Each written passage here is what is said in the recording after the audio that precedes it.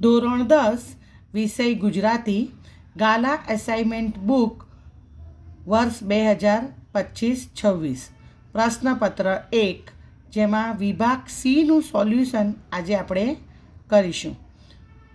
વિદ્યાર્થી મિત્રો, બોર્ડના પેપરની અંદર વિભાગ સી વ્યાકરણ વિભાગ રહેશે, જેમાં કૌંસમાં આપેલા વિકલ્પોમાંથી સાચો વિકલ્પ પસંદ કરીને ઉત્તર લખો.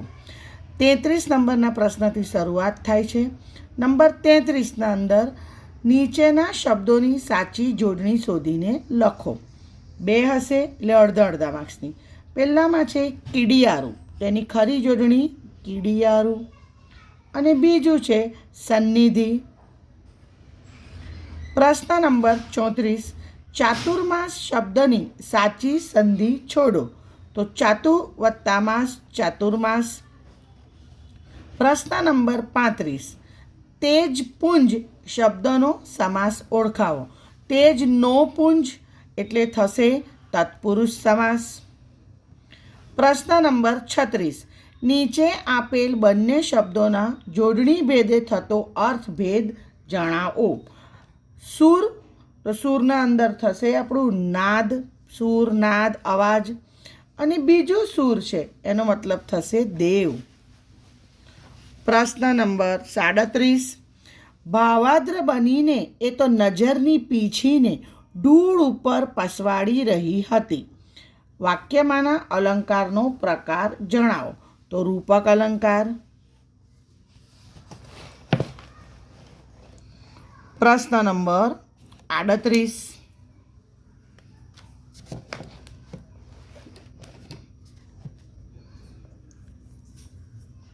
સુરક્ષિત શબ્દમાં કયો પ્રત્યય રહેલો છે તે જણાવો. તો પૂર્વ પ્રત્યય.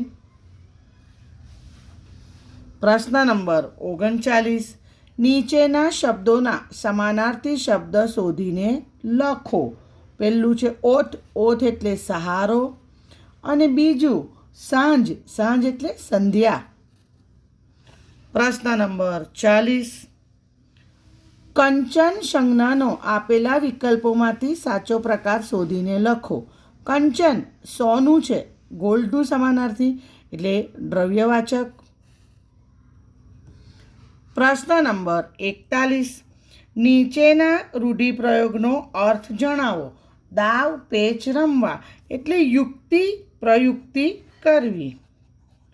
યુક્તિ પ્રયુક્તિ કરવી. આગળ વધીએ. પ્રશ્ન નંબર 42, નીચે આપેલ કહેવતનો અર્થ લખો. બાંધી મુઠ્ઠી લાખની એટલે કે જ્યાં સુધી ઘરની વાત બહાર જાય નહીં ત્યાં સુધી આબરૂ સચવાય. જ્યાં સુધી ઘરની વાત બહાર જાય નહીં ત્યાં સુધી આબરૂ સચવાય. નીચેના 43મો પ્રશ્ન છે. નીચેના શબ્દ સમૂહ માટે એક શબ્દ લખો. શબને ઓઢાડવાનું લુગડું કફન. પ્રશ્ન નંબર 44, નીચેના શબ્દ માટે વિરોધી શબ્દ લખો. શ્યામ, તો એનું વિરોધી થશે શ્વેત, સફેદ. આગળ વધીએ. પ્રશ્ન નંબર 45, નીચેના વાક્યને કર્તરી વાક્યમાં ફેરવો. જશોદા મૈયાથી કૃષ્ણ કુંવરને શણગારાયા. તો જવાબ થશે જશોદા મૈયાએ કૃષ્ણ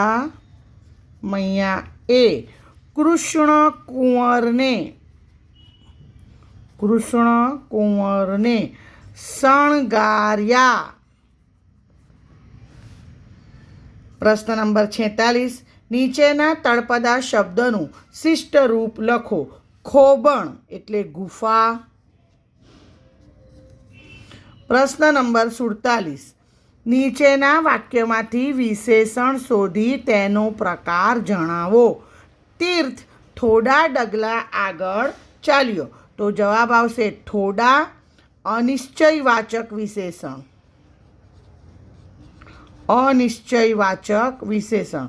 મિત્રો, આમાં અડધો માર્ક્સ વિશેષણ શોધવાનો છે અને અડધો માર્ક્સ એનો પ્રકાર લખવાનો છે. પ્રશ્ન નંબર 48. નીચેના વાક્યમાંથી ક્રિયા વિશેષણ શોધી તેનો પ્રકાર જણાવો. તે ઘર કદી ન જઈએ કંચન વર્ષે મેં. તો કદી એ સમયવાચક ક્રિયા વિશેષણ થયું.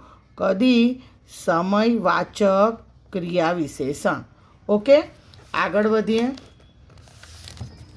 પ્રશ્ન નંબર 49. સૌંદર્ય શબ્દના ધ્વનિ ઘટકો એટલે કે સ્વર અને વ્યંજન છૂટા પાડો. તો સ વત્તા ઓ વત્તા ન વત્તા દ વત્તા અ વત્તા ર વત્તા ય ને વત્તા અ. સૌંદર્ય. પ્રશ્ન નંબર 50. નીચેના વાક્યનું પ્રેરક વાક્યમાં રૂપાંતર કરો. આપણે પ્રેમ શૌર્યનું ગીત ગાઈએ. તો આપણે પ્રેમ શૌર્યનું ગીત ગવડાવીએ. આપણે પ્રેમ શૌર્યનું ગીત ગવડાવીએ. ઓકે. પ્રશ્ન નંબર 51. નીચેની પંક્તિમાં રહેલો છંદ ઓળખાવો.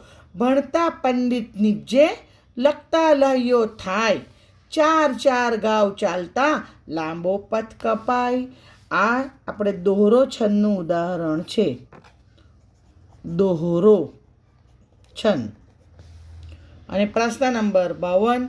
યમન સબલ ગા કયા છંદનું બંધારણ છે?